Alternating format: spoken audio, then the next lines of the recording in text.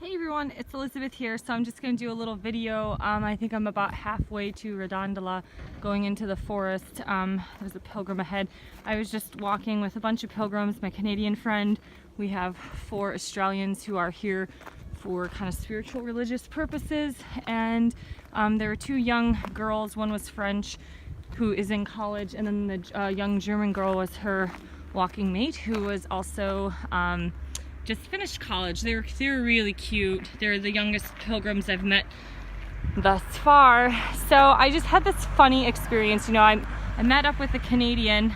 We kind of bumped into each other on the trail, and she's gonna share my room tonight because I have 2 twin beds in my room. And you know, she's a mother. She has twins. Her twins are 25 years old. I'll keep, you know, conversation private, but I think it's common as a mother, you are concerned about certain things about your children. And we were just talking a lot about like love and relationships, because obviously there are things that are very much different in her generation as compared to mine.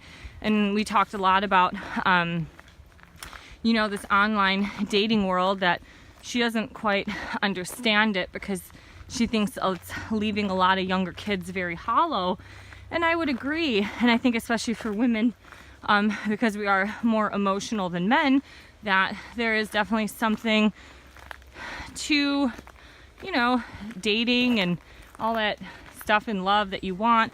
That's a little bit more of an emotional connection, rather than just having certain things be very like this animalistic instant gratification superficialness, where you're just kind of choosing people to have fun for a night. I'm just gonna put this down toward the leaves because they're so pretty here. I want to remember this spot. You know, fall is so symbolic to letting go and exposing your true colors. I mean, our pagan ancestors knew all of this stuff. They were so well connected to the earth. But the Canadian woman and I, we stopped at this little cafe in Moz for a coffee. Oh, look at this leaf. It's so pretty. I won't grab it. She it's beautiful.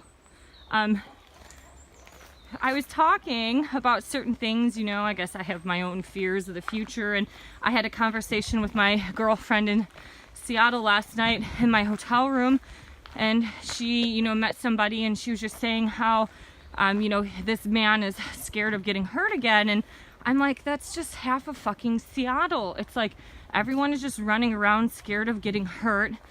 We're all affluent enough. I'm not. My girlfriends aren't, who earn very minimal wages, you know, between $35,000 and $50,000 in Seattle is not a lot of money. But I guess what I'm trying to say is we're all our generation in terms like we don't have to be dependent upon each gender at this point in time in our lives, to where it's like we can just bury ourselves in work. But the reality is a lot of people are craving something more, and I think that includes having like a family or a life partner, you know, a marriage, things like that. I just don't think that's really uncommon. It's just how men and women have been bonded and created on this planet. You know, the men were the hunters and gatherers, and the women kind of kept things together in the tribal communities and such. So anyways, we're sitting in this cafe, and the Canadian woman stops me and she goes, I don't know what you feel about bugs, but there's a bug on you. And I'm like, what? And so she grabbed, and this bug I wouldn't mind, she grabbed a grasshopper on my left shoulder. Honest to God, I don't even know how this grasshopper got on me, because I just put on a sweatshirt, and then like literally 30 seconds later she's like grabbing a grasshopper off of me. So I just start laughing, and I'm like, oh my God. So then I was like, well, maybe this is spiritual to some degree. Oh, those beautiful horses. And so then I look up like spirit animal grasshopper, and all of this has to do with the grasshopper moving forward and having a bunch of wisdom. It's a very forward-thinking animal, creature. I guess it's not necessarily an animal, it would be more of an insect, but it just said, you know, grasshoppers don't walk sideways, they don't jump backwards, they only move forward And it is very symbolic to letting go, but letting go of any fears that you have of the past. And this is interesting because I am in some form of, you know, I guess co-creative manifestation type of reality. I mean, I think we all are, but even in terms of like some of my spiritual friends online saying, hey, you know, like, you know, I got room number 111 yesterday, and my flight leaving Santiago to go to Germany is, oh, hey, how are you? My young little pilgrim friends. You know, this flight out from Germany is 11:11, and you know, I see all these quirky, funny numbers here. I've been seeing 1010, 214, 714, and 314, which those numbers have been kind of following me my whole entire life ever since I moved home from Germany.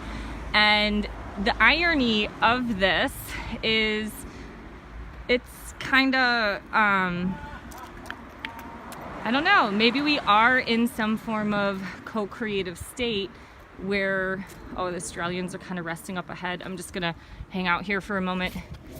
That I just wonder or question, you know, I'm in such a good mood, especially being with people the last couple days, that I don't really have any fears at this point in time. It's like I know everything in my life will work out the way that it wants. I mean, I've had a couple mishaps and kind of crappy things happen this year.